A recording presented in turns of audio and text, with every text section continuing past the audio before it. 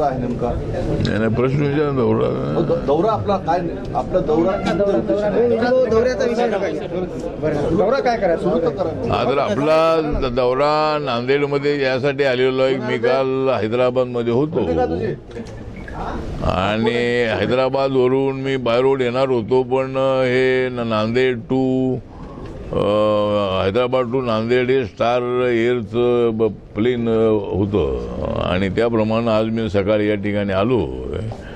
आणि वसमतमध्ये आमचे रंजन इंगोले हे आमचे रिपब्लिकन शाहीर होते. त्यानंतरच्या काळापासून ते माझ्यासोबत अनेक वर्ष राहिले आणि ते अत्यंत चांगले शाहिरी होते, कार्यकर्ते होते. त्यामुळे त्यांचं निधन झाल्याची बातमी समजल्यानंतर त्यांची शोकसभा वसमतला ठेवलेली आहे आणि त्यासाठी मी आज नांदेडमध्ये आलेलो आहे. सर, राम मंदिरमध्ये जी चोरी झालेली आहे त्यावरून संजय राऊतांनी राम मंदिरमध्ये जी चोरी झालेली आहे ना, राम मंदिर चढावा चोरी, त्याच्यावरून संजय राऊतांनी अशी टीका केली की चोरांच्या हातामध्ये चाव्या आहेत. चोरांच्या हातामध्ये चाव्या आहेत राम मंदिराच्या. म्हणजे नाही, संजय राऊत जे म्हणतात ते त्यामध्ये तथ्य नाही, पण भ्रष्टाचार झालेला ही गोष्ट खरी आहे. त्या ठिकाणी मोठ्या प्रमाणामध्ये 89 पासून त्या ट्रस्टमध्ये पैसे येत होते आणि त्यामध्ये मोठा भ्रष्टाचार झाल्याची माहिती समोर आलेली आहे आणि योगी आदित्यनाथ यांनी SIT नेमलेली आहे, FIR दाखल केलेला आहे. अनेक लोक त्यामध्ये पकडण्यात आलेले आहेत. अजूनही चौकशी सुरू आहे आणि ज्यांनी अशा पद्धतीचा भ्रष्टाचार केलेला आहे त्या लोकांना कठोर शिक्षा होणं अत्यंत आवश्यक आहे. आणि भ्रष्टाचार झालेला ही गोष्ट खरी आहे, तो व्हायला नको होता, पण त्यामधल्या काही ब्लॅकमेल करणाऱ्या लोकांनी मात्र मोठा घोटाळा केलेला आहे आणि त्यांना कठोर शिक्षा झाली पाहिजे अशी आमची मागणी आहे. आरक्षण एनडीएमध्ये शरद पवार आले तर राष्ट्रपती राहिले असते. एनडीएमध्ये शरद पवार आले असते तर ते राष्ट्रपती राहिले असते आपण असं नाही, माझं मत असं आहे की नाही, पवार साहेब हे सिनियर नेते होते, त्यामुळं जर ते कदाचित 2014 किंवा 19 जर आले असते NDAमध्ये तर कदाचित त्यांचा विचार होऊ शकला असता. जर आणि पवार साहेबांना मी सांगितलं होतं की राष्ट्रवादी काँग्रेस ही काँग्रेसमध्ये विलीन करा, ज्यावेळी मी त्यांच्यासोबत होतो. आणि सोनिया गांधींच्या बरोबर आपले संबंध चांगले जर आपण वाढवले तर कदाचित मनमोहन सिंग हे सेकंड टाईम ज्यावेळेला PM झाले त्यावेळेला कदाचित यांचाही नंबर लागू शकला असता, पण पवार साहेबांनी काय तसा निर्णय घेतला नाही. पण ठीक आहे, मग माझं मत असं आहे की जर ते आले असते तर होऊ शकलं असतं. म्हणजे जर त्यांनी असा प्रस्ताव ठेवला असता की मला राष्ट्रपती व्हायचं आहे तर नरेंद्र मोदीजींनी कदाचित त्यांची भूमिका मान्य केली असती. म्हणून मग माझं मत असं आहे की त्यांनी NDAमध्ये विकासाच्या मुद्द्यावर यायला काही हरकत नाही. मी सुद्धा विकासाच्या मुद्द्यावर मी इथे एकत्र आलेलो आहे. सगळ्या मुद्द्यावर आमची सहमती आहे असं अजिबात नाही आहे. आमचा पक्ष वेगळा आहे, BJP वेगळी आहे, पण विकासाच्या मुद्द्यावर आम्ही एकत्रित आलेलो आहोत आणि विकास होतो ही गोष्ट खरी आहे. काही ठिकाणी विकास झाला नसेल त्या ठिकाणी लक्ष देण्याचा आमचा प्रयत्न नक्की राहणार आहे. पण म्हणून पवार साहेबांनी निर्णय घ्यायला हवा होता असं माझं पूर्वीपासूनचं मत आहे. आता याव का त्यांनी, आता चर्चा सुरू आहे ती विलीन होणार राष्ट्रवादी. नाही, आता यायला काही हरकत नाही. ते पवार साहेबांनी जर निर्णय घेतला तर त्यांचे 8 खासदार आहेत, ते 8 खासदार सुद्धा आमच्यासोबत NDA सोबत येतील. त्यामुळं अजूनही निर्णय वेळ गेलेली नाही आहे. अजूनही पवार साहेबांनी निर्णय घ्यावा आणि NDAमध्ये त्यांचं स्वागतच आम्ही करू असं माझं मत आहे. त्यांचा काय फायदा होईल आता NDAमध्ये आले?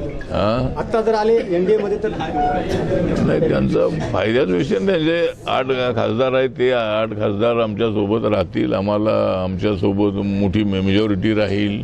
पवार साहेबांसारखा सिनियर नेता आमच्या सोबत येईल याचा आम्हाला अभिमान राहणार आहे. त्यामुळं ते आले तर आमचा NDAचा फायदाच आहे. केंद्राकडून सर्वच पक्ष फोडले जातात. आधी आपचे 9 केंद्राकडून म्हणलं, भाजपाकडून बाकीच्या पक्षांचे खासदार फोडले जात आहेत. आपचे 9 खासदार आले, नंतर TMCचे आणि आता शिवसेनेचे.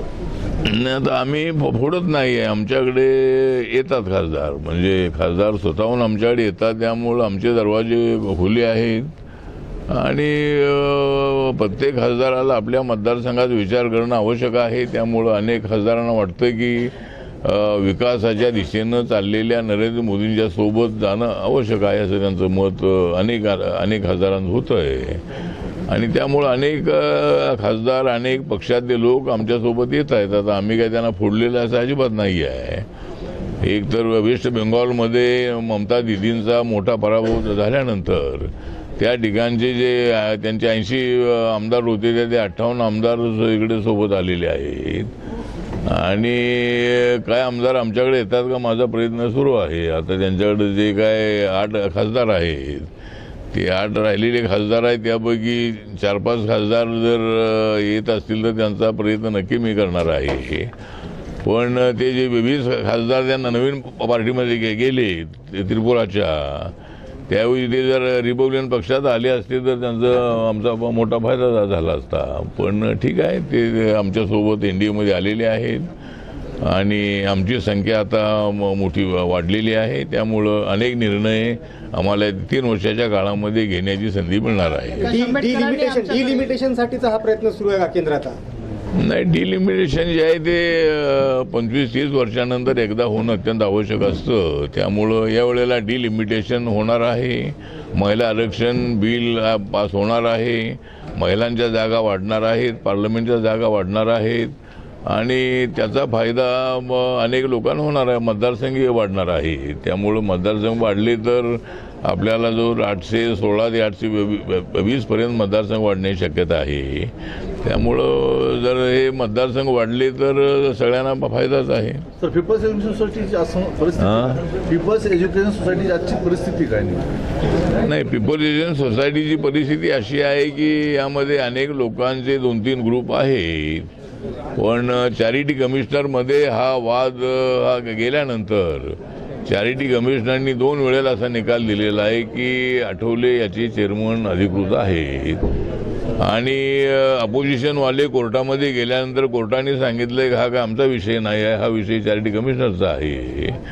आणि त्यानंतर चंद्रकांत दादा पाटील हे शिक्षण मंत्री आहेत, त्यांनी सुद्धा हे सगळा अभ्यास करून आपण त्याचे चेअरमन असल्याचं मंत्रालयाला डिपार्टमेंटला सांगितलेलं आहे आणि त्याप्रमाणे आता मी अधिकृत या सोसायटीचा चेअरमन आहे. आमच्या सोसायटीमध्ये 1 लाखापेक्षा जास्त विद्यार्थी शिकत आहेत. त्यामध्ये छत्रपती संभाजीनगरमध्ये सर्वात जास्त विद्यार्थी आहेत, नंतर मुंबईमध्ये आहेत, महाडमध्ये आहेत, बोधगयामध्ये आहेत, बेंगलोरमध्ये आहेत, पंढरपूरमध्ये एक शाळा आहे, पुण्यामध्ये एक कॉलेज आहे. तर अशा पद्धतीनं ही व्याप्ती थोडी आम्हाला वाढवायची आहे. त्यामुळं मला वादामध्ये पडायचं नाही आहे. पण आता निकाल जो आहे तो सुप्रीम कोर्ट आपल्या चॅरिटी कमिशनने दिलेला असल्यामुळं अधिकृत या संस्थेचा मी चेअरमन आहे. त्यामुळं बाकीच्या लोकांना काय बोलण्याचा अधिकार नाही आहे तसा विरोधामध्ये. प्रकाश आंबेडकर जर तुमच्यासोबत आले तर तुम्ही म्हणाल की मी ती मंत्रीपद देतो? नाही, माझ्यासोबतचा विषय नाही आहे. म्हणजे ऐक्यामध्ये प्रकाश आंबेडकरांनी यावं, माझ्यासोबत यावं असं माझं म्हणणं नाही आहे. प्रकाश आंबेडकरांबद्दल मला आदर आहे. प्रकाश आंबेडकर हे सिनियर नेते आहेत आणि ते पॉलिटिक्समध्ये अत्यंत अभ्यासू आणि ॲक्टिव्ह असणारे नेते आहेत. त्यामुळं प्रकाश आंबेडकर आणि मी आणि जर सगळे जे छोटे मोठे गट जे आहेत ते जर सगळे एकत्र आले तर रिपब्लिकन पक्षाची मोठी ताकद वाढणार आहे. बार्गेनिंग आमचं मोठं वाढणार आहे आणि कुठल्याही पक्षाबरोबर आता मी एकटा जरी अनेक वेळेला काँग्रेससोबत असताना काँग्रेसला सत्ता मिळालेली आहे. मी काँग्रेसला सोडल्यानंतर काँग्रेसला सत्तेवरून बाहेर जावं लागलेलं आहे. मी महायुतीसोबत आल्यानंतर महायुतीला सत्ता मिळालेली आहे.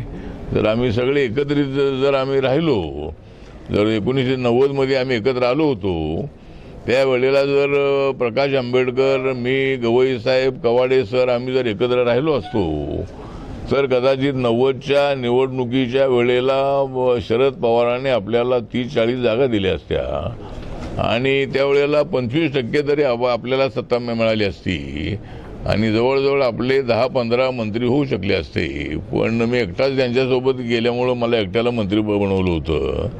त्यामुळं प्रकाश आंबेडकरसह आम्ही सगळा युनायटेड RPI जो एकत्र आला होता, तो जर आम्ही गेलो असतो तर एवढी आपली ताकद आम्हाला त्या ठिकाणी मिळाली असती. पण ती वेळ गेलेली आहे आणि त्यामुळं आता पुन्हा एकदा जर प्रकाश आंबेडकर, मी आणि इतर जे गट आहेत हे सगळे एकत्र आले तर RPIची ताकद मोठी वाढणार आहे.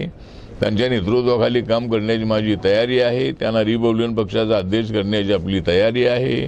त्यांच्याबद्दल आपल्याला आदर आहे. ते बाबासाहेबांचे नातू आहेत आणि कधीतरी आम्ही सगळ्या गटाने एकत्र येऊन हा पक्ष देश पातळीवर कसा चांगला वाढेल या दृष्टिकोनातून प्रयत्न करणं अत्यंत आवश्यक आहे.